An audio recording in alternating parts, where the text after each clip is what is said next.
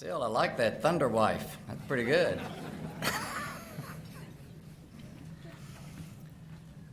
Our next inductee is the Chief Justice of the Kentucky Supreme Court, John D. Minton, Jr. John Minton grew up at WKU, moving to Bowling Green as a young child and attended 1st through 12th grade on the Hill. He was a member of the last graduating class of College High, the class of 1970. John and I met his freshman year, my sophomore year, and have been close friends ever since. His father, our 5th president, was my mentor as a young administrator. John practiced law in Bowling Green 15 years before being elected the Warren County Circuit Judge, a post he held for 11 years. In 2003, he was elected to the Court of Appeals, and in 2006, Governor Ernie Fletcher appointed John to the Kentucky Supreme Court. At his swearing-in ceremony, Chief Justice John Lambert said of John Minton, "He is an outstanding scholar and a person of an unquestionable integrity." There's that word again. I know this to be true. Since our friendship began in the spring of 1971, John has been the moral compass in every setting, with every group in which we have been engaged. It is a great tribute to his character and a tremendous demonstration of confidence when in 2008, John was elected by his colleagues of the Supreme Court to serve as the Chief Justice. In that role, he oversees the administrative office of the courts and its 4,000 employees, including justices, judges, and circuit court clerks. Chief Justice Minton is responsible for developing the biennial budget for the court system, and that's a challenge, and is charged with shepherding it through the legislative process in Frankfort. In 2003, John received the Outstanding Judge Award from the Kentucky Bar Association, and in 2012, he was named Distinguished Jurist by the University of Kentucky College of Law Alumni Association. John is devoted to his family and to his church, and almost every Sunday you'll find him singing in the choir at Broadway United Methodist Church. John has been a longtime advisor and mentor of the Sigma Alpha Epsilon fraternity. I should know that one, shouldn't I? At WKU, and has served on the WKU Student Life Foundation Board of Directors, helping to oversee the renovation of WKU's residence halls.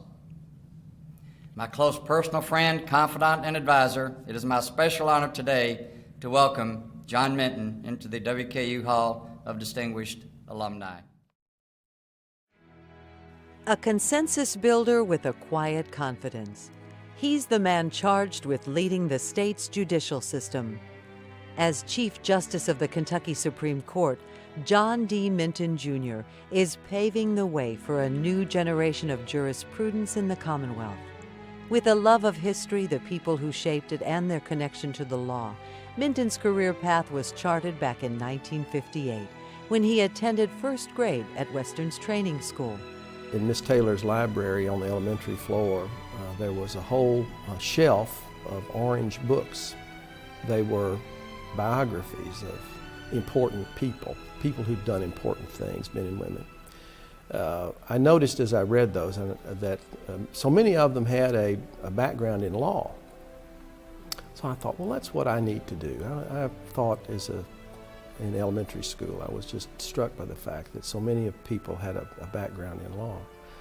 So it planted the seed that that's what I would want to do, and it sort of fit with my dad was a historian. I have a great interest in history, and so many of the things that we do in law, we have to start with the historic background of this issue and bring it forward. He's a detail person. I could see him as a judge when we were in grade school, because he's a very detail-oriented person, and so he doesn't let things slide. He will work it out to the nth degree to make sure it's correct. So I think that's a great trait that has led him to where he is in his career today. The son of a lifelong history professor and 5th president of WKU, the young Minton's formative years reflected all things Western.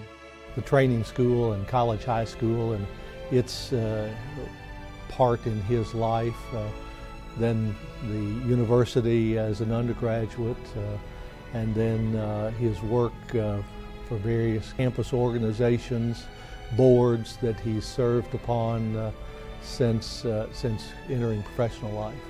All of those things so much a part of his life, our life. Minton holds degrees from Western Kentucky University and the University of Kentucky College of Law. Following law school, he had designs on practicing law in a big city away from Bowling Green. But an opportunity with a job offer lured him back home, where he practiced law for 15 years. The opportunity came for me to go a different route, and that was an opportunity came along with Judge Francis's retirement. There was an opening on circuit court, and colleagues suggested maybe you should consider. Well, that was flattering to be asked, but I couldn't get over it. I couldn't get out of my mind that might be something I would want to do, and so I pursued that with a lot of help, and we were very successful in our first race for the circuit bench, and I learned quickly as I began to do that job that I really enjoyed the judging, being a part of the judicial process in that role more than I did being an advocate. It just suited my interests and my personality, perhaps, and it has been something that I have enjoyed that throughout my professional career. Minton was elected to the Kentucky Supreme Court in 2006 and was sworn in as Kentucky's 5th Chief Justice in 2008. Facing a state budget crisis, the newly elected jurist met the challenge with tenacity and courage and set the tone for his administration. He has had to make decisions that impact not only the way that the courts operate, but also people's lives. And I know that's been very tough on him. I know it's weighed on him heavily. But I think through that all, it has taught him a lot about himself, about his role as Chief Justice, and about his abilities, frankly, to be both a leader on the court and also kind of the CEO of this court system that we have. He is a consensus builder. He always is trying to reach consensus, and I think while that may be true of all of us, the great strength he brings to that process is his ability to never be flattered by position, to never be unable to relate to unfortunate circumstances. He can talk to a criminal from the bench and the president of a Fortune 500 company all in the same moment, and be able to relate to both of them in an effort to try to find common ground. Chief Justice Minton is committed to improving technology and delivery systems to the people of Kentucky and to those who operate the court system. He's overseen the adoption of the state's uniform family law rules and formed the Kentucky Access to Justice Commission to improve access to civil legal aid for the poor. A proponent of transparency in government, Minton is working to create efficiencies at all 4 levels of the court system. In June of 2012, he began his 2nd term as Chief Justice. A dedicated family man, Chief Justice Minton is married to the former Susan Page. They have 2 children, Paige and John. And when he's not overseeing justice, weather permitting, you can find him in his garden, nurturing his crops or experimenting with a new variety.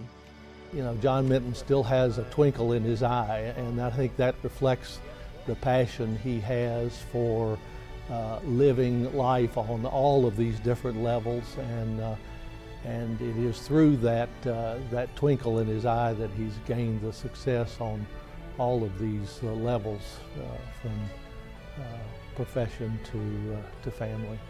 The one that people always come back to when they talk about him is honorable.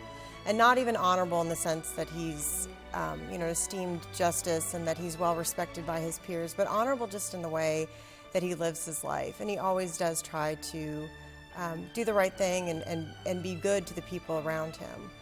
I've often thought that in my job as the Chief Justice of Kentucky, it won't be probably the scholarship of the law necessarily. But I hope that Chief Justice John Minton worked hard, tried hard, meant well, and perhaps accomplished a few things along the way. 2013 WKU Hall of Distinguished Alumni inductee, Chief Justice of the Kentucky Supreme Court, John D. Minton, Jr. In the early spring of 1958, Dad received a letter from President Kelly Thompson inviting him to drop by the Western Table at the upcoming KEA convention in Louisville.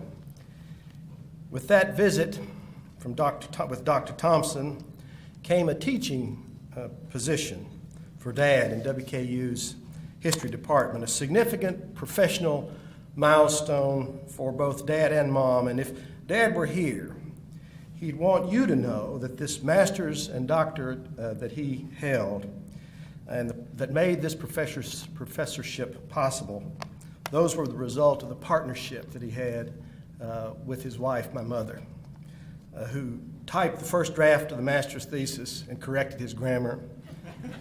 He typed the first draft of that doctoral thesis and corrected his grammar. And if you ever saw my dad's handwriting, you'd understand what a tremendous feat all of that was.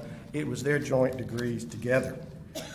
But for me, Dad's new job meant that I, like a few others who are in this room, would grow up on the Hill.